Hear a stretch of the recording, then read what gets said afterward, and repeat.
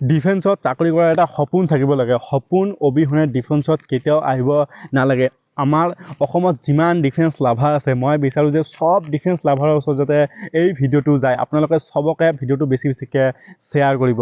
কোনোবাই যদি এনেকুৱা আছা যে আপোনাক এটা জাষ্ট এটা চাকৰি লাগে, আপুনি যিকোনো এটা চাকৰিত এপ্লাই কৰি দিছে, আপুনি যদি অসম পুলিচতে আহিব খুজি আছা বা বেলেগ SSC য'তে যাব খুজি আছা, ঠিক আছে, আপোনাৰ মাইণ্ড যদি প্ৰিপেয়াৰ নাথাকে ডিফেন্সত অহাৰ কাৰণে, তেতিয়াহ'লে কেতিয়াও ডিফেন্সত একচুৱেলি আহিব নালাগে। আৰু ডিফেন্সত আহিবলৈ হ'লে ডিফেন্সৰ মানে ডিফেন্স লাভাৰ হ'ব লাগে। ডিফেন্সৰ প্ৰতি যিকোনো বস্তু এৰিবলৈ এটা ভিতৰত এটা শক্তি থাকিব লাগে। কাৰণ ডিফেন্সৰ চাকৰিটো এনেকুৱা এটা চাকৰি, ঠিক আছে, এনেকুৱা এটা চাকৰি, এই চাকৰিৰ প্ৰতি যদি আপোনাৰ ভাল পোৱা নাথাকে, তেতিয়াহ'লে কেতিয়াও আপুনি এইটো চাকৰি গোটেই লাইফ কৰিব নোৱাৰিব। আপুনি ঠিকেই আহি এবছৰ দুবছৰ যোৱাৰ পিছত আপুনি খালি এইটোৱে ভাবিব, মই কেতিয়া এইটো চাকৰি এৰি কিনে গুচি যাম, ঠিক আছে। সেইকাৰণে মই কওঁ যে ডিফেন্সত আহিবলৈ ডিফেন্সৰ প্ৰতি ভাল পোৱা থাকিব লাগিব। ডিফেন্সত ভাল পোৱা অবিহনে কেতিয়াও আহিব নালাগে। কাৰণ ডিফেন্সত চাকৰি কৰিবলৈ হ'লে মানুহে যে ভাবে যে বডিখন তাগৰা হ'ব লাগে, ঠিক আছে। বডি তাগৰা দি একো কাম নাই যদি আপোনাৰ মাইণ্ডটো তাগৰা নাথাকে। যদি আপোনাৰ মাইণ্ড যদি ষ্ট্ৰং নাথাকে, আপোনাৰ বডি যিমানেই ষ্ট্ৰং নহওক কিয় আপোনাৰ কেতিয়াও কাম নকৰে। যোনে ডিফেন্সত আহে, ঠিক আছে, যদি আপোনাৰ ডিফেন্সৰ প্ৰতি ভাল পোৱা থাকে, আজি আপুনি আহিছে, আপোনাৰ ডিফেন্সত যিমান অসুবিধা নহওক কিয়, ডিফেন্সত কিমান অসুবিধা আছে চবেই গম পায় যে এজন পুলিচৰ লাইফত কিমান অসুবিধা, এজন পুলিচৰ ৱাইফৰ নিচিনা কোনেও গম নাপায়।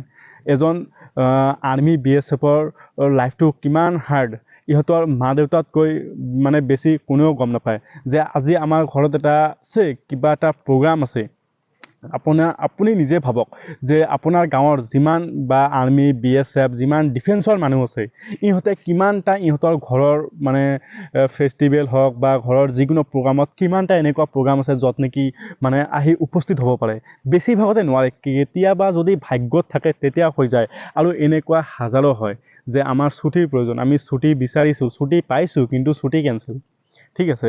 এনেকুৱা বহুত হয়। কাৰণ যেতিয়া আপোনাৰ লগত এনেকুৱা হ'ব, তেতিয়া যদি আপোনাৰ চাকৰিৰ প্ৰতি ভাল পোৱা থাকে, তেতিয়া আপোনাক ভাল লাগিব, বাদ দে, মই মোৰ এই ডিফেন্স লাইফৰ কাৰণে যিকোনো বস্তু মই ত্যাগ কৰিব পাৰিম, ঠিক আছে। কিন্তু আপোনাৰ যদি এনেকুৱা এটা মনোভাৱ নাথাকে, তেতিয়াহ'লে আপুনি ভাঙি পৰিব। আপোনাৰ ঘৰত এটা উৎসৱ আছে, আপোনাৰ ঘৰত এটা কিবা প্ৰগ্ৰাম আছে, আপুনি খুব যাব আশা কৰি আছে, কিন্তু ডিফেন্সৰ চাকৰিত এইটো কেতিয়াও আশা কৰিবই আপুনি নোৱাৰিব যে মই একচুৱেলি নহয়, মই মোৰ ঘৰৰ প্ৰগ্ৰামখনত মই উপস্থিত থাকিব পাৰিম।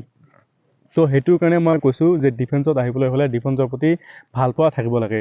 আৰু কোনোবাই যদি ভাবিছে যে এজন মানুহ যে চিভিল লাইফৰ পৰা এটা চাকৰি পাইছে, এপইণ্টমেণ্ট পাইছে, যাই কিনে জইন কৰিছে, ভাবি লওক যে আপুনি পুলিচৰ কাৰণে প্ৰিপাৰেশ্যন কৰি আছা, পুলিচৰ কাৰণে আপুনি পাছ কৰিলে, ইণ্টাৰভিউ পাছ কৰিলে, আপোনাৰ নাম আহিল, আপুনি যাই জইন কৰিলে, আপুনি জইন কৰাৰ পিছতে আপুনি কেতিয়াও এজন পুলিচ হ'ব নোৱাৰে। এজন মানুহ ডাইৰেক্ট চিভিল লাইফৰ পৰা কেতিয়াও এটা পুলিচ লাইফ হ'ব নোৱাৰে। এজন মানুহ কেতিয়াও এটা চিভিল লাইফৰ পৰা কেতিয়াও এজন BSF বনিব নোৱাৰে। এজন মানুহ এটা চিভিল লাইফৰ পৰা ডাইৰেক্ট এটা আৰ্মি বনিব নোৱাৰে। ইয়াৰ মাজত কি আছে? Recruit life. আৰু এই ৰিক্ৰুট লাইফটো কি আপুনি কেতিয়াও কল্পনাও কৰিব নোৱাৰিব, ঠিক আছে। তো সেই ৰিক্ৰুট লাইফটো আপোনাৰ লগত যি বস্তু হ'ব, সেইটো সহ্য কৰিবলৈ হ'লে আপোনাৰ মাইণ্ড ষ্ট্ৰং থাকিব লাগিব, আৰু আপোনাৰ এই ডিফেন্সৰ প্ৰতি ভাল পোৱা থাকিব লাগিব, আপোনাৰ চাকৰিৰ প্ৰতি ভাল পোৱা এটা থাকিবই লাগিব। ৰিক্ৰুট লাইফটো সহ্য কৰাটো ইমান সহজ বস্তু নহয়। কাৰণ এই ৰিক্ৰুট লাইফটো যাৰ জীৱনত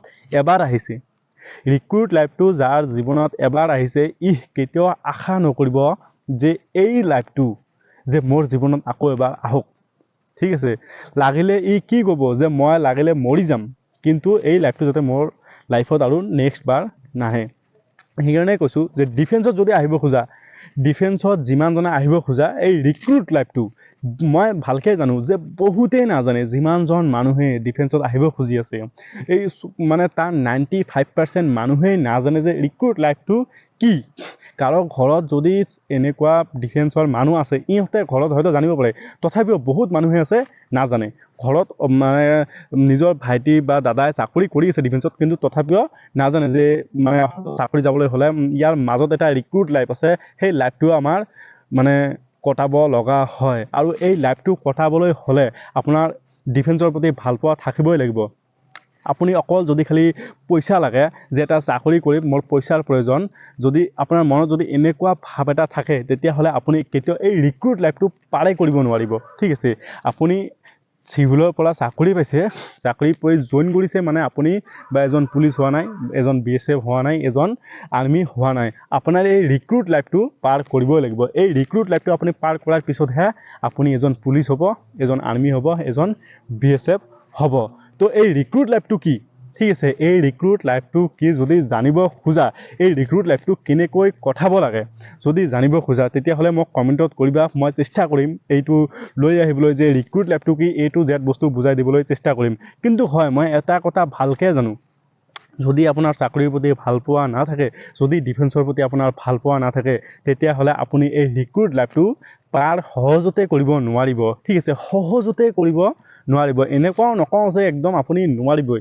কিন্তু আপোনাৰ মানে এনেকুৱা ভিতৰৰ পৰা ফিল আহিব আপুনি একদম ভাঙি পৰিব আপুনি দিনত এবাৰ নহয় দুবাৰ নহয় 10 বাৰ আপুনি চিন্তা কৰিব যে মই চাকৰি নকৰোঁ মই চাকৰি এৰি গুচি যাম ঠিক আছে তো ডিফেন্সত যদি আহিব খোজা ডিফেন্সত যদি আহিব খোজা ডিফেন্সক ভাল পাবলৈ শিকা আৰু ডিফেন্সৰ চাকৰিটো অকল এটা চাকৰি নহয় ঠিক আছে ডিফেন্সৰ চাকৰিটো অকল এটা চাকৰি নহয় কাৰণ আমাৰ ডিফেন্সৰ মানুহৰ যিটো লাইফষ্টাইল এইটো বেলেগ কাৰো নাই ডিফেন্সৰ মানুহৰ যিটো ৰিছপেক্ট এইটো কাৰো নাই আপুনি যিমানে ডাঙৰ অফিচাৰ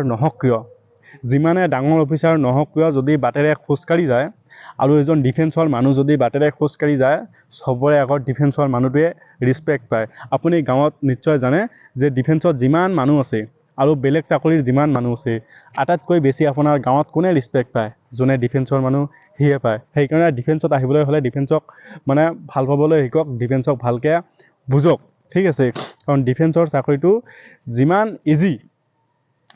যিমান ইজি বুলি মানুহে ভাবে সিমান কঠিন ডিফেন্সত আহিবলৈ ইজি ঠিক আছে ডিফেন্সৰ চাকৰিটো কৰিবলৈ বহুত কঠিন তো আপুনি যেতিয়া ইয়াক ভাল পাব ঠিক আছে তেতিয়া যিমানে কঠিন নহওক কিয় আপোনাক ভালে লাগিব এটা কথা আছে নে যে আপোনাৰ ভাল পোৱা ছোৱালীটোৱে আপোনাক যিমানে দুখ নিদিয়ক কিয় তথাপিও ভাল লাগে ঠিক তেনেকুৱাই আপোনাৰ চাকৰিটো যদি আপোনাৰ একদম ভাল পোৱা থাকে আপোনাৰ যিমানে কষ্ট নহওক কিয় ভাল লাগিব তো যিমান জনা পুলিচে হওক বা BSF হওক বা আৰ্মিয়ে হওক বা য'তে যাব খুজি আছে ডিফেন্সত যাব খুজি আছে ইহঁতে নিজৰ বডিক তাগৰা বনোৱাৰ আগত নিজৰ মাইণ্ডটো ষ্ট্ৰং কৰিবলৈ চেষ্টা কৰা যদি আপোনাৰ মাইণ্ডটো ষ্ট্ৰং থাকে তেতিয়াহ'লে একো প্ৰব্লেম নাই আৰু মই আশা কৰোঁ আপোনাৰ সবৰে মাইণ্ড ষ্ট্ৰং আছে সবে ডিফেন্সত আহিব পাৰিব তো ভিডিঅ'টো যদি ভাল লাগি থাকে তেতিয়াহ'লে ভিডিঅ'টো এটা লাইক কৰি আপোনালোকৰ লগৰকেইটাৰ লগত শ্বেয়াৰ কৰি দিব তো ভিডিঅ'টো মই ইয়াতে সমাপ্ত কৰোঁ জয় হিন্দ